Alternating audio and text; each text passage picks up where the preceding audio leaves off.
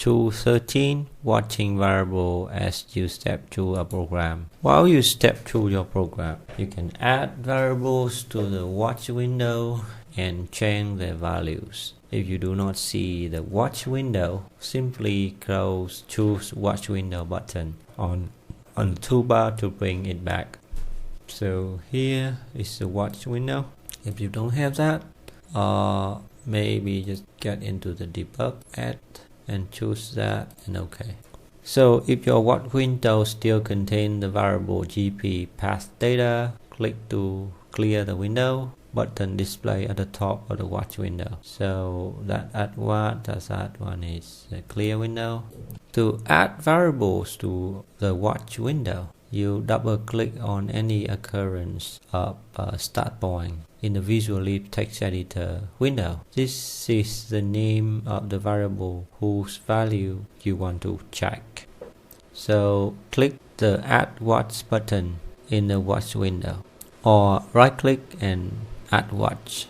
So I'm gonna right click on I think from the beginning here, right click on the start point and add watch. Okay, that's interesting. So you're gonna watch all the variable like start point, end point, and half width. If you are debugging a program that is not working correctly, use breakpoints in combination with watches to make sure your variable contains the values you expect.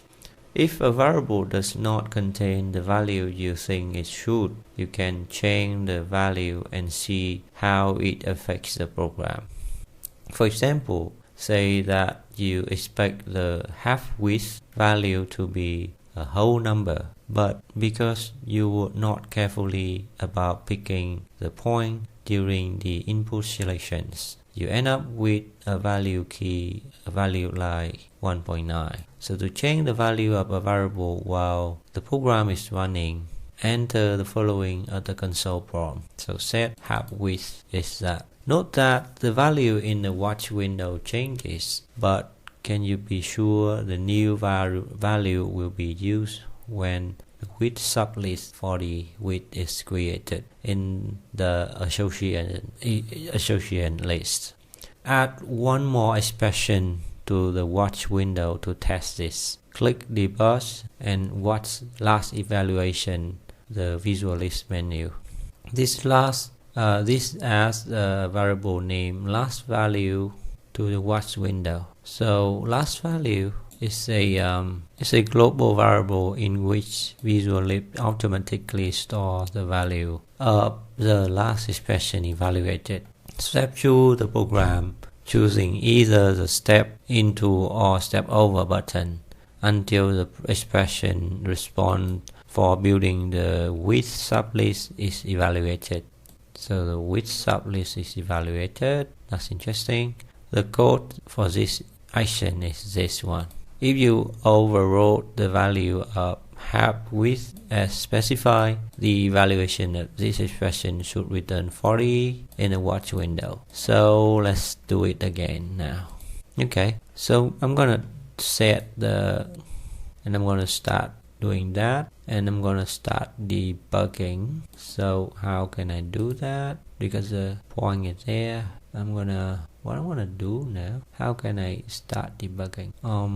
So what I'm gonna do is I'm gonna run that, and I'm gonna click 1, and then you see that the start point has some coordinate there. That's interesting. The last value is the same as start point, but end point and half width has nothing. So I'm gonna step over, step into. What is step into? That is step into, continue to step into, not working. So I'm gonna step over. When I do step over, it's gonna ask me the endpoint. I'm gonna choose the endpoint, and now we got the endpoint got coordinate now. Endpoint got coordinate now, and then I'm gonna step over to the next part, which is this point, and this point is still not yet running anything. I'm gonna go step over, and will ask me the width, the half of the width, and now we got the half of the width as well. Half the width. The last return is not that. what is the last point you to here. So you can see that it's already returned the width as well. So I'm gonna set half width to be that to see how it works.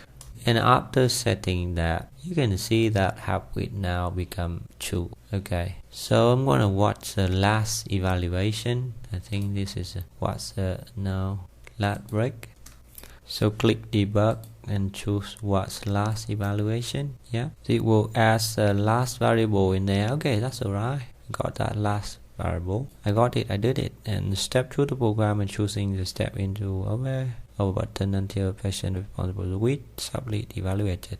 Now I'm gonna change this to that. I'm gonna put in there, and now 40 is 4. Okay, so you can run it there. If you overrode the value half width, spend that, and you're gonna get that.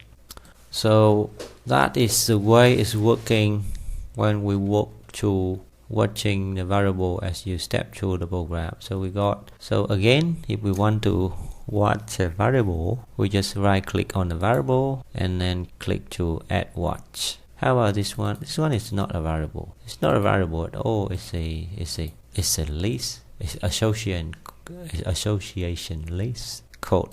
And that's it for the section 213, watching variable as you step through a program.